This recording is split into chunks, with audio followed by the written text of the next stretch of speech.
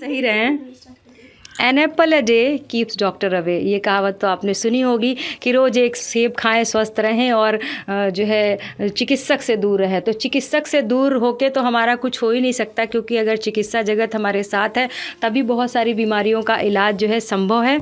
आज हम लोग आरोग्य भव में आए हुए हैं। मैं संचालिका सरिता सिंह आप सबके बीच उपस्थित हूँ और हमारे बीच जो चर्चा के लिए आए हुए हैं, मैं मेहमानों से आपका परिचय कराती हूँ। तो सर्वप्रथम हम चलते हैं। मैम, आपका शुभ नाम? मैं डॉक्टर सविता ओझा, कलश चिकित्सालय तारामंडल से। जी। और हमारे बीच एक और डॉक्टर आए हैं, मैं आपसे चर्चा कराती हूँ। आपका शुभ नाम? डॉक्टर बीके गुप्ता, जो है नवजीवन पारी क्लिनिक गोरखपुर। जी। तो हमारे बीच दो डॉक्टर्स उपस्थित हैं जो कि आयुर्वेद प्रणाली से चिकित्सा करते हैं। तो हम आज जो है चर्चा करेंगे कि आयुर्वेद आज की भाग दौड़ की ज़िंदगी में कहाँ तक लाभकारी है। तो पहले हम मैम के पास चलते हैं। तो मैम, आयुर्वेद की शुरुआत कहाँ से कैसे हुई और आपको क्यों लगा कि आयुर्वेद को आपको अपनाना चाहिए और आप इस स्ट्रीम में आए? आयुर्वेद कोई थेरेपी नहीं है, कोई मतलब चिकित्सा की कोई थेरेपी या फिर कोई पद्धति नहीं है। आयुर्वेद ही हमारे जीवन है। आयुर्वेद हमारे जीवन से अलग हो ही नहीं सकता। आयुर्वेद मतलब कोई अलग नहीं है कि हम किसी तरह से उसमें जांच कराएं या चिकित्सा करें या कुछ करें। हम अपने लाइफ स्टाइल को ही पूरे तरीके से ही आयुर्वेद की तरीके से ही हम जी सकते हैं, जिसे कहा जाता है स्वस्थस्य स्वास्थ्य रक्षणम आतुरस विकार प्रशमनम च, यानी कि आयुर्वेद जो स्वस्थ है उसके स्वास्थ्य की रक्षा करता है और अगर वो बीमार पड़ जाता है तो उसकी चिकित्सा भी आयुर्वेद से कर सकते हैं। इसलिए हम ये नहीं कह सकते हैं कि हमें किसी दवा की ज़रूरत हमेशा रहती है। हम अपने खान पान को ही अच्छी तरह से नियम का पालन करें तो शायद हम बीमार ही ना पड़ें। वाह, बहुत अच्छा जो है आपने बताया कि अगर खान पान का ध्यान रखें तो हम बीमार ही ना पड़ें। अभी हम सर के पास चल रहे हैं और चर्चा करेंगे, चूँकि आजकल बहुत सारी बीमारियां फैली हुई हैं। अभी हम कोरोना की महामारी से लड़ रहे थे और इस समय अभी वेक्टर जनित बीमारियां फैली हुई हैं, पानी से होने वाली बीमारियां, या चूँकि कहें कि नाली में मच्छर बहुत ज़्यादा है तो डेंगू वगैरह फैला हुआ है। तो सर, इस पर कुछ चर्चा करें कि कैसे बचा जा सकता है। देखिए, हम लोग जो है इस समय जो इस मौसम में जो चल रहा है, जल जनित जो बीमारियां हैं हमारी, और ये पूर्वांचल में कुछ ज़्यादा ही रहती हैं और इसलिए हम लोग इस पर ध्यान दें कि जैसे हम चाहें तो पूरा जो है इससे बचाव कर सकते हैं, बच सकते हैं। और जो है आयुर्वेद पद्धति से जो हमारा इलाज है वो हमेशा सफल रहा है। इसमें जो है पूर्ण रूप से गुणकारी है, कहीं से कोई दिक्कत नहीं है। तो जैसे हम लोग जो है जब भी जो है इस मौसम में जब भी आता है, जुलाई अगस्त सितंबर जब भी आता है, नवंबर तक ये डेंगू का जो प्रकोप होता है, जल जनित बीमारियां बढ़ जाती हैं। इसमें हमें खान पान पे ध्यान देना चाहिए, हमें कपड़े पर ध्यान देना चाहिए, किस समय क्या पहनना चाहिए। इसलिए अगर हम लोग थोड़ा सा ध्यान दें तो हम लोग इस बीमारी से बच सकते हैं। सर, डेंगू में अक्सर जो है ऐसा होता है कि प्लेटलेट्स कम हो जाती हैं, तो आयुर्वेद कहाँ तक उसमें जो है अपनी भूमिका निभाता है उस चीज़ को नॉर्मल करने में मरीज को? देखिए, आयुर्वेद तो पूर्ण रूप से भूमिका निभाता है और एलोपैथ के बजाय आयुर्वेद में ढेर सारी हमारी औषधियाँ हैं, जिसको हम अगर घर पे अपने अगल बगल घरेलू उपचार करते हैं तो हम 100% क्योर हैं, कहीं कोई दिक्कत नहीं है। जैसे हमें जो है अगर जो है पता ये चला कि जैसे हम लोग बचाव के लिए पहले हम बचाव पर जाते हैं कि कैसे हमें बचा जाए। तो इस समय जैसे क्या होता है कि जब भी ये डेंगू जो फैलता है ये हमेशा स्वच्छ पानी में ही रहता है। तो जब बारिश का मौसम में क्या होता है, बारिश का मौसम जब हो रहा है तो पता चला उसके बाद जब धूप होता है तो पानी फिल्टर हो जाता है धूप से, तो पता चला कि पानी नाले और हर जगह के पानी जो होते हैं, गंदे पानी होते हैं, वो साफ़ हो जाते हैं, उसमें डेंगू के अनुकूल हो जाता है। इसलिए इस समय डेंगू का प्रकोप ज़्यादा हो जाता है। और इसमें ये करते हैं कि सुबह 6 बजे से लेकर के शाम को 6 बजे तक डेंगू के जो मच्छर होते हैं एक्टिव होते हैं। उसके बाद ये 6 बजे 7 बजे के बाद ही इनएक्टिव हो जाते हैं। तो इस पर हमें ध्यान देना होता है। जैसे हम सुबह टहल रहे हैं, शाम को टहल रहे हैं, तो हमेशा जो है फुल कपड़ा पहने, बदन ढके रखें, बच्चे को बचाएं, तो इससे हम ज़्यादातर बचाव कर सकते हैं। और रही बात जब बीमारी हो जाने की, इसमें जो है देखिए तेज़ बुखार होना, सर में दर्द होना, और जब हम इन्वेस्टिगेशन की तरफ जाते हैं तो उसमें जो है प्लेटलेट काफ़ी घटे मिलते हैं, डेंगू पॉजिटिव होते हैं। तो ऐसे स्थिति में क्या होता है कि हम आमजन से ये कहना चाहेंगे, संदेश देना चाहेंगे कि हमारा जो घरेलू उपचार है जैसे हम कोविड में जो है सफल रहे, पूरे विश्व में हमारा जो आयुष का वो जो उपचार रहा है, जो औषधियाँ रही हैं, जो हमारे घर के आसपास और हम जो खाने पीने में प्रयोग करते हैं, अगर उस पर थोड़ा सा ध्यान देते हैं तो हम लोग कोविड पे सफल रहे। चाहे आईसीयू में जाना हो, अच्छा जैसे भी हमारे डॉक्टर्स जो भी हैं, तो सारे लोग आयुष पद्धति का हमेशा तुलसी गिलोय का काढ़ा प्रसिद्ध रहा है, जिससे हम बहुत ज़्यादा ही जो है हम घरेलू उपचार पर ही जो है कोविड पे काबू पा सके हैं। तो इसी दरमियान हम ये चाहेंगे कि डेंगू पर भी यही है कि जैसे मान लीजिए अगर हम में हो गया डेंगू, तो इसमें पता चला कि पपीता खाएं, कच्चे पपीते का सेवन करें, उसके पत्ती का स्वरस बनाएं, या मार्केट में हमारा जो है पपाया स्वरस भी उपलब्ध है, कैप्सूल भी उपलब्ध है, गिलोय को उपलब्ध करें हमारे यहाँ। तो ये सब तमाम घरेलू उपचार हैं जिससे आप पूर्ण रूप से स्वस्थ हो सकते हैं। कहीं वेंटिलेटर और किसी हॉस्पिटल में जाने की ज़रूरत नहीं पड़ेगी आपको। मैम आपसे ये चर्चा करना चाहेंगे, क्योंकि आजकल की जो लाइफ स्टाइल है वो बहुत भाग दौड़ भरी है, चाहे महिलाएं हों जॉब कर रही हैं या बच्चे हैं। तो 2 सेशंस की चर्चा करेंगे कि ख़ास तौर से महिला और बच्चे, क्योंकि जंक फूड पे हम बहुत ज़्यादा आधारित रहते हैं, आश्रित रहते हैं। तो जंक फूड का हमारे जीवन पे क्या विपरीत प्रभाव पड़ता है और आयुर्वेद से इसे कैसे सुधारा जा सकता है? मैम आपको ये बताना चाहती हूँ कि जंक फूड तो हर तरीके से ही नुकसान करता है। जंक फूड एक तो उसमें तेल कैसे है पता नहीं, फिर मैदे से बना होता है, वो कब बना होता है, हम ताज़ा फूड ना खा करके जंक फूड खाते हैं। तो ये तो पहले अपनी आदत से निकाल देना होगा कि हम कोई बच्चों को फिर या फिर पैकेट वाला फूड भी, हम कहते हैं ब्रेड पैकेट में पैक होके आता है, बाहर से नहीं आता। नहीं, बाहर भी ब्रेड तो भी बाहर से ही है। आप घर पे ब्रेड बना के खाएं, आप रोटी खाएं, पराठा खाएं, पूड़ी खाएं, ताज़े तेल में तल के खाएं। और ज़्यादातर इस समय जो रिफ़ाइंड है, रिफ़ाइंड ना खा करके अगर कंप्रेस्ड आप जैसे मूंगफली का तेल या फिर देसी घी, शुद्ध देसी घी का इस्तेमाल करें, तो आजकल जो कोलेस्ट्रॉल बढ़ने की समस्या होती है वो भी नहीं होगी। बाकी ये जंक फूड और जितने भी ये डेयरी प्रोडक्ट्स होते हैं, आजकल महिलाओं में पीसीओडीज़ की समस्या, पीसीओडीज़ की समस्या ये मेन कारण है जो ज़्यादातर लड़कियां बाहर का जंक फूड खाना पसंद करती हैं। और उनको डेयरी प्रोडक्ट जैसे चीज़ है, मक्खन है और ये बटर है, तो ये सब भी नुकसान करता है। तो जिससे कि आपके मतलब महिलाओं के बच्चेदानी में चर्बी जमती है और इसी से पीसीओडीज़ होता है, जिससे मासिक संबंधी समस्या होती है और बहुत लोगों को इस समय बच्चे होने में भी समस्या होती है। तो ये सब जो आयुर्वेद में कहा गया है कि अपने आप को नियम से काम करें, तो नियम यही सब बताया गया है कि इस टाइम से उठना। बच्चे आजकल क्या है, छोटे बच्चे या पढ़ाई वाले बच्चे सोचते हैं कि मैं रात भर पढ़ लूँगा, सवेरे देर से सो के उठूँगा। तो इससे जो एक प्राकृतिक नियम बनाया गया है कि टाइम से सुबह उठ जाना, फिर अपने नित्य कर्म को करके फिर आगे अपने खाने पीने का ध्यान रखना, तो सब कुछ डिस्टर्ब हो जाता है। एक और प्रश्न ये पूछना चाहूँगी कि अगर कोई जिसकी जीवन शैली, प्रश्न ये है कि अगर किसी की जीवन शैली प्रभावित है और वो बहुत ज़्यादा कमज़ोर हो जाता है, जीर्ण हो जाता है, तो कौन सी ऐसी आयुर्वेदिक दवाएं हैं जिनको वो नॉर्मली लेने से छोटी या कम मात्रा में ही वो अपना जो है स्वास्थ्य अच्छा कर सकता है, स्वास्थ्यवर्धक? मैम स्वास्थ्यवर्धक दवाइयाँ तो जो भी चीज़ है जो डॉक्टर से पूछ के ही लेना चाहिए, लेकिन आप रेगुलर में एक आंवले से बने हुए कोई भी प्रोडक्ट आप रेगुलर इस्तेमाल करें तो ज़्यादातर आपसे बीमारियां दूर रहेंगी, क्योंकि आंवले में विटामिन सी और मिनरल्स बहुत ज़्यादा होते हैं, जिससे कि आपकी किसी भी तरीके की बीमारी से लड़ने में सहायक होता है और आपकी इम्यूनिटी पावर बढ़ा देता है। तो आंवले को रूप में आंवले का मुरब्बा खा सकते हैं, आंवले के लड्डू आते हैं, आंवले का च्यवनप्राश आता है, तो ये रेगुलर आप सेवन कर सकते हैं। फिर गिलोय है और नॉर्मल हमारे किचन में ही आदि आयुर्वेद है। किचन में आप काली मिर्च, लौंग, दालचीनी, जीरा, ये सब आयुर्वेद ही है। तो इसका इस्तेमाल आप रेगुलर अपने सब्जी में और उसमें चाय में आप करते हैं। जैसे अभी आपने कोविड का नाम लिया, तो कोविड में ज़्यादातर लोग काढ़ा पीते थे। सभी लोगों को याद, मॉडर्न डॉक्टर ने भी काढ़े के लिए ही एडवाइस किया था। अब उसका क्या असर है काढ़े का, तो वो तो कोविड के टाइम में सबको पता चल गया होगा। उस समय देखिए हमारी आशा बहनें जो घर घर पे जाती थीं, उनको इतना इन्फेक्शन नहीं हुआ, गांव में उतना ज़्यादा इन्फेक्टेड नहीं हुआ, क्योंकि वो सभी लोग चाय में अक्सर लोग अदरक, तुलसी और लौंग, इलायची सब का प्रयोग करते हैं।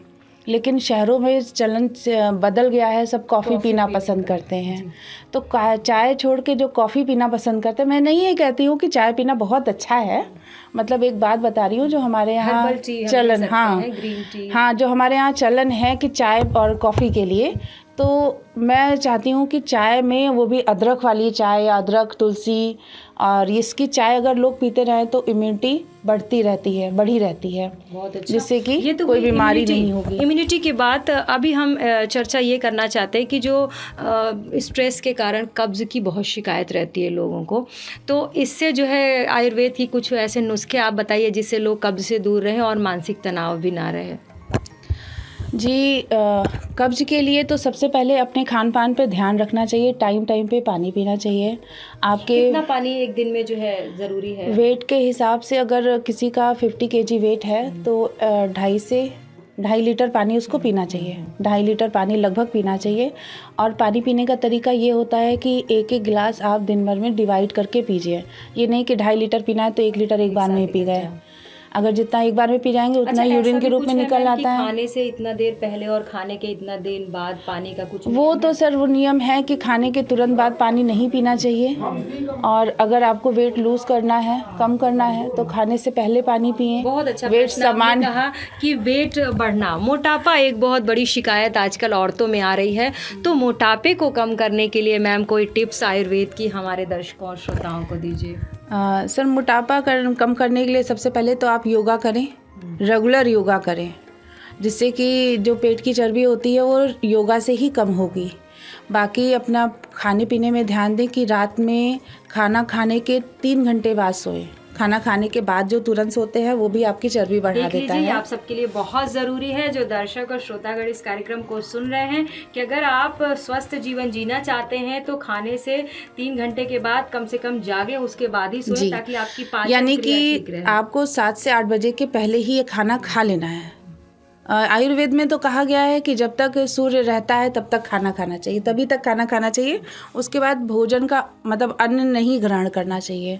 अन्न के अलावा आप थोड़ा बहुत कुछ ले सकते हैं, लेकिन अन्न नहीं ग्रहण करना चाहिए जब तक सूर्य होता है, क्योंकि पित्त पूरा दिन का ये चर्या होता है कि शुरुआत में जब सुबह का टाइम होता है तो उसमें कफ अपने आप से वृद्धि रहती है शरीर में। फिर धीरे धीरे जब दिन होता है वो पित्त बढ़ जाता है शरीर में, और रात आते आते वात बढ़ जाता है। तो हम तभी तक खाएं जब तक हमारे शरीर में पित्त एक्टिव है। जब पित्त एक्टिव नहीं होगा उसके बाद खाना खाएंगे तो वो कूड़े की तरह हमारे पेट में भरता जाएगा। मैम आपने ये बात की कि सुबह के समय पित्त रहता है, नहीं, कफ रहता है, फिर पित्त रहता है, फिर ये रात गया तो कुछ और वात हो जाता है। तो क्या ऐसा है कि कुछ खान पान भी डिवाइड करना चाहिए टाइम के हिसाब से? हाँ बिल्कुल, मैंने कहा ना, वो आप हमारे मैंने कहा ना, सुबह के टाइम में आप सुबह के टाइम जब कफ बढ़ा होता है तो सबसे पहले जो हम लोग दातून करते हैं मीठा, वो बिल्कुल नहीं करना चाहिए। किसी भी मीठे किसी भी तरीके का हमें पेस्ट नहीं यूज़ करना चाहिए, जो कि कफ को और बढ़ा देता है। कभी भी कितना भी कहें हम नीम डाले हैं, उसका बबूल का डाले हैं, अगर हो सके तो हफ्ते में 1, 2 या 3 बार आप ज़रूर नीम की दातून करें, जिससे दांत हमेशा स्वस्थ बने रहेंगे। बाकी मीठे पेस्ट का यूज़ नहीं करना चाहिए सुबह के टाइम में। फिर आप दोपहर के टाइम में आपका पित्त बढ़ा हुआ होता है तो बहुत गर्म चीज़ें नहीं खानी चाहिए। कैल्शियम की जो बात कर रहे हैं, कैल्शियम हमारे जीवन में, हमारे शरीर के लिए बहुत ही महत्वपूर्ण जो है पार्ट है।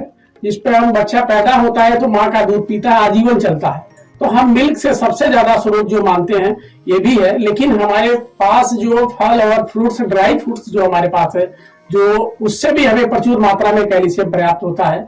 जैसे मान लीजिए हम केला खाते हैं, केला में भी है। सहजन में सबसे ज्यादा कैल्शियम पाया जाता है, जो आज तक हमें जो है करीब ये लोगों में प्रचारित नहीं है। सहजन का जो है पार्ट है, चाहे तना हो, पत्ती हो, फल हो, ये हमारे लिए सबसे ज्यादा गुणकारी है, जिसमें सबसे ज्यादा कैल्शियम पाया जाता है। अगर हम इसको उबाल करके पीते हैं, पत्तियों को पाउडर बना के लेते हैं, गर्म पानी में लेते हैं, तभी कैल्शियम हमें प्रचुर मात्रा में मिलता है। और हमें ये भ्रांतियां ये है कि केवल दूध में ही हमें कैल्शियम की तरफ ध्यान दिया जाता है, जबकि दूध शुद्ध मिलने वाला नहीं है।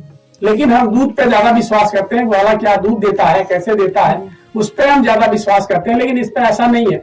आप कैल्शियम के स्रोत की तरफ जाइए और आप उसको पालन करिए कि सहजन के फल को जब तक सहजन मिलता है तब तक आप खाएं। कैल्शियम परमानेंट चलेगा, कहीं कोई दिक्कत नहीं होगी। पत्तियों को उबाल करके पिए, उसका लें, पाउडर बना के लें। दूसरा, हमारा केले में प्रचुर मात्रा में होता है। ओल्ड एज में हम ये कहेंगे कि एक अश्वगंधा कैप्सूल लिया करें, अश्वगंधा पाउडर लिया करें, जिससे हमारा आजीवन जो है कैल्शियम कभी कोई दिक्कत नहीं होगी, गठिया की प्रॉब्लम भी नहीं होगी और जोड़ों में जो दर्द होगा वो खत्म हो जाएगा। तो हम लोग यही श्रोतागण से यही कहेंगे कि आप लोग इसको पालन करिए और सीजन बीजन का ध्यान दीजिए। सीजन में जो सब्जियां मिलती हैं, जो फल मिलते हैं, उसको ही खाइए, उस पर ज्यादा ध्यान दीजिए। उससे उसी में हमारा सारा जीवन निहित है। जो हम खाएंगे वो हमें प्रचुर मात्रा में कैल्शियम, विटामिन ए, सी, के जो भी होता है पर्याप्त होता है, और इस पे आप लोग ज्यादा ध्यान दें।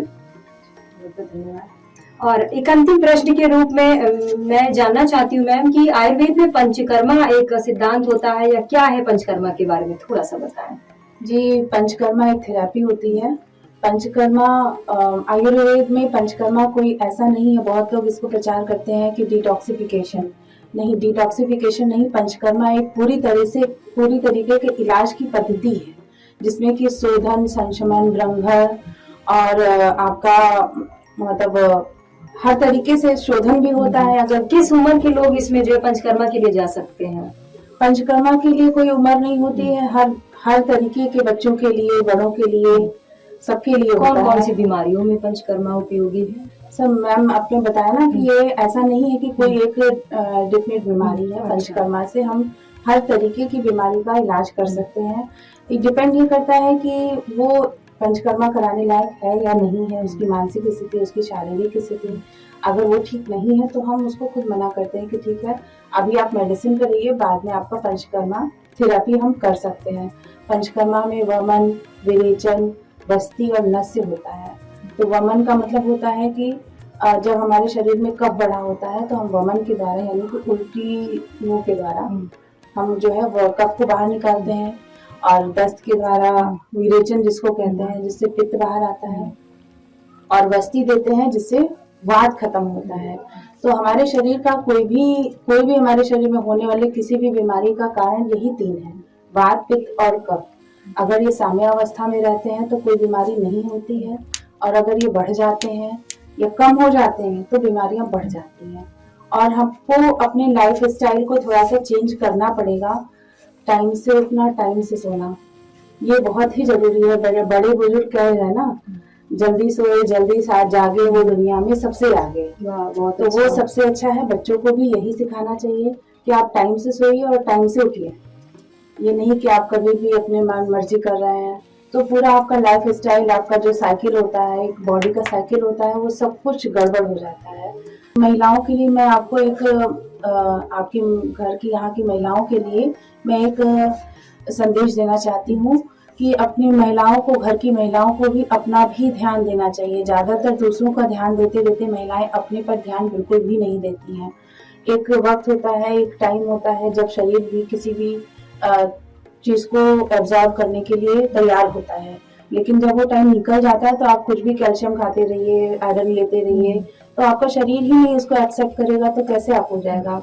जैसे कि जो हम लोगों की 30 से 60 तक उम्र होती है, ये होता है कि हम 30 to 60 अपने सारे जितने भी विटामिन हम खा रहे हैं उसका उपयोग कर सकते हैं, उसी समय शरीर बनती है।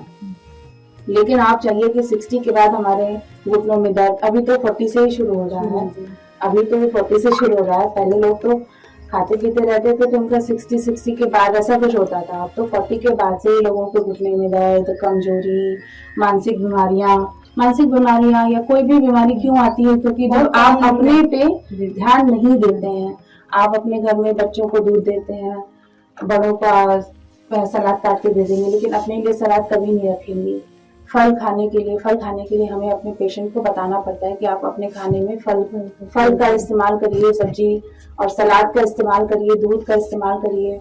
कॉन्स्टिपेशन के लिए, जैसे आपने बताया कि कॉन्स्टिपेशन को कम करने के लिए ज्यादातर लोग क्या है, डाइटिंग पे चले जाते हैं, मोटे हो रहे हैं डाइटिंग पे, तो डाइटिंग पे जाइए, ठीक है, आप अपना टाइम केवल ठीक कर दीजिए, आप 7 बजे तक खाना खा लीजिए, उसके बाद मत खाइए, मोटापा अपने आप से घट जाता है, धीरे धीरे घटता खत्म हो जाता है। और वो जो मोटापा घटेगा वो परमानेंटली घटेगा। आप किसी आप बहुत ज्यादा डाइटिंग और एक्सरसाइज करके करेंगे तो फिर वो घटेगा तो सही, लेकिन जैसे छोड़ेंगे फिर बढ़ जाता है। और रात में मुनक्का, दूध में उबाल करके मुनक्का, और ये एक टिप्स है मैम, एक टिप आपको दे रही है कि कैसे कब्ज से जो है निजात पाए। रात में 1 गिलास दूध में थोड़ा आधा गिलास पानी और मिला करके उसमें मुनक्का डाल के 8 से 10 दाने मुनक्का डाल करके और उसको अच्छे से बॉईल कर लीजिए, और उसके बाद उसमें मुनक्का चबा के खा जाइए और दूध गरम गरम गुनगुना पी लीजिए। गुनगुना दूध पीने के बाद ज्यादातर लोगों को सुबह पेट अच्छे से साफ हो जाता है। फिर पानी अच्छे से पीना, खाने में सलाद, खाने से पहले सलाद खाना चाहिए। सलाद कभी भी खाने के साथ नहीं यूज करना चाहिए। पहले सलाद से पेट भर लीजिए, उसके बाद जो बचे उसमें खाना खाइए। और फल फ्रूट खाते हुए मतलब बीमारी नहीं होती फिर।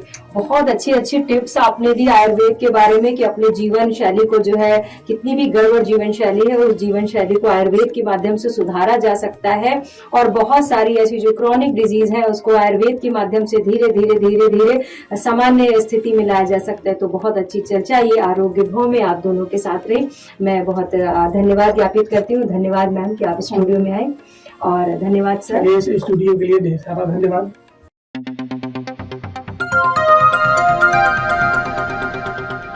बजाओ जरा झूम के बजाओ, बजाओ बजाओ जरा झूम के बजाओ।